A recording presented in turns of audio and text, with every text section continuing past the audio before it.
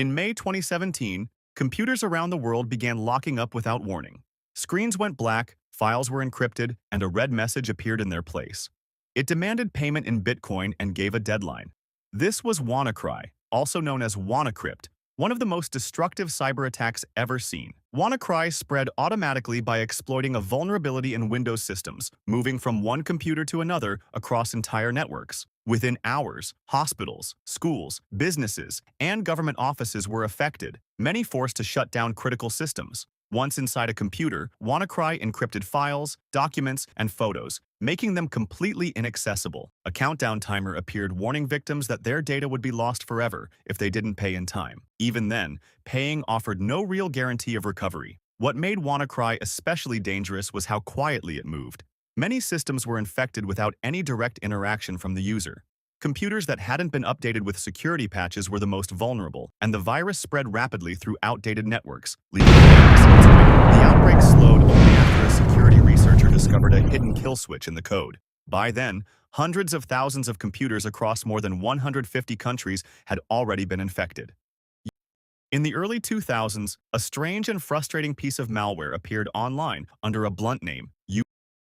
Rather than hiding in the background, this malware was built to make itself impossible to ignore, turning the user's own screen into the attack. Once triggered, usually by visiting a malicious website, the malware immediately began opening endless pop-up windows across the screen. Each window displayed flashing graphics, smiling faces, and the same mocking message, "You are an idiot," over and over again. Closing one window only caused 6 more to appear, quickly taking over the desktop.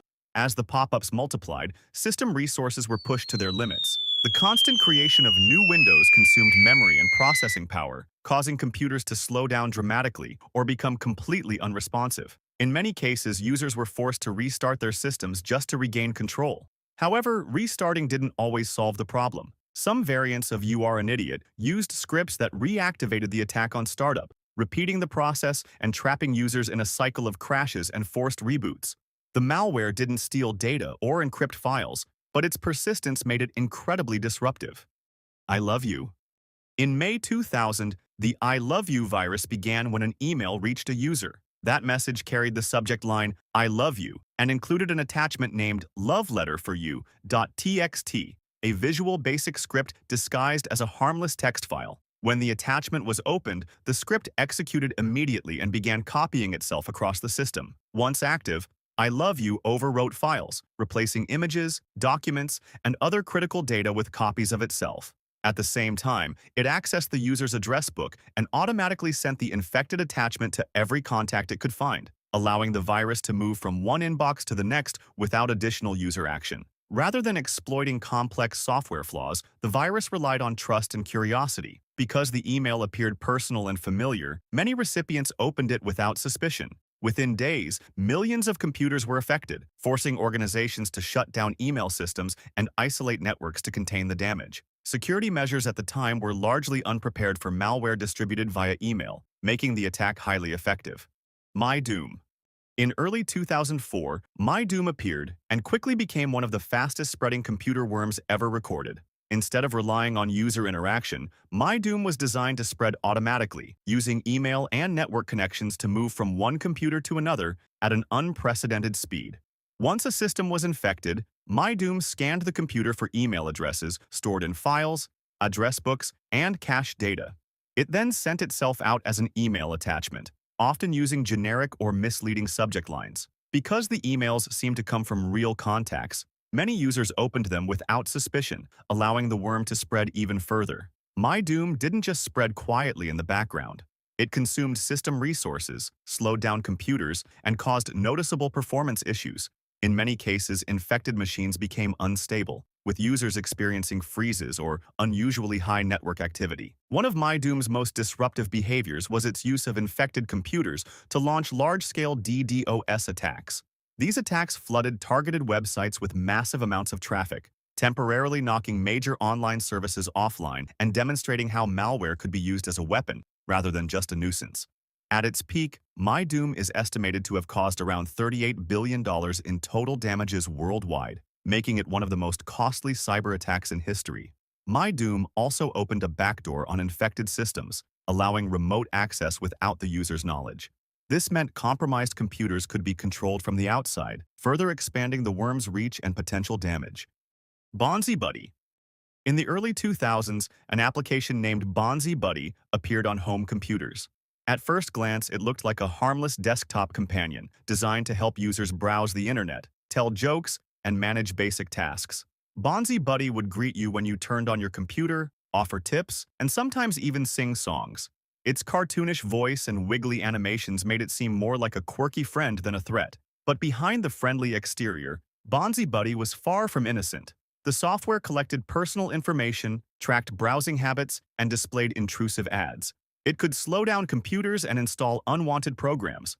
While it was technically a helper, many considered it malware because of how aggressively it collected data and interfered with normal computer use. Bonzi Buddy became infamous not just for its spying, but also for how persistent it was. Even after uninstalling it, leftover files and settings could remain on the system and affect performance. Over time, antivirus programs flagged it as malicious, and its popularity quickly faded. Petya ransomware. Petya ransomware was identified in 2017 and operates at the system level rather than the file level. Unlike typical ransomware that encrypts individual files, Petya targeted the master boot record, taking control of the entire system. Once infected, the computer would restart and display a fake check disk screen, simulating a disk check. Then, a skull appeared, flashing white and red colors, along with a message instructing users to press any key. Only then did the ransomware reveal that the files were fully encrypted and inaccessible, demanding payment in Bitcoin to regain access. Petya spread mainly through email attachments, infected documents, and network vulnerabilities. It could move quickly across connected computers, locking entire networks and preventing access to essential files. The ransomware was particularly effective against systems that had not been updated or protected with strong security measures, showing how a single exploit could compromise multiple machines at once. Petya did not target individual files selectively. Instead, it took over the system entirely, making recovery without proper backups extremely difficult. Organizations, businesses, and critical infrastructure were affected, often leaving users unable to access programs or data for hours or even days. Memes. Memes first appeared in 2016 and quickly became known as one of the most chaotic pieces of malware ever created. It wasn't built to steal data or make money. Memes was designed to demonstrate how far system control could be pushed, turning a normal computer into a non-stop cascade of errors and disruptions. Memes was typically downloaded and executed by users themselves. Before running, it displayed two clear warning messages stating that serious system damage would occur. Despite this, many people proceeded out of curiosity. Once activated, memes began triggering a series of actions across the system. Random pop-up messages appeared, windows started moving on their own, the colors invert, and system sounds played without warning. As the infection continued, memes interfered with basic system functions. Keyboard input became unreliable, screen effects intensified, and common commands stopped behaving normally. The malware deliberately stacked these effects, making the system increasingly difficult to control while still remaining technically alive. At the end of the attack, memes overwrote the master boot record. Once this happened, restarting the computer became impossible, meaning you could no longer use the computer.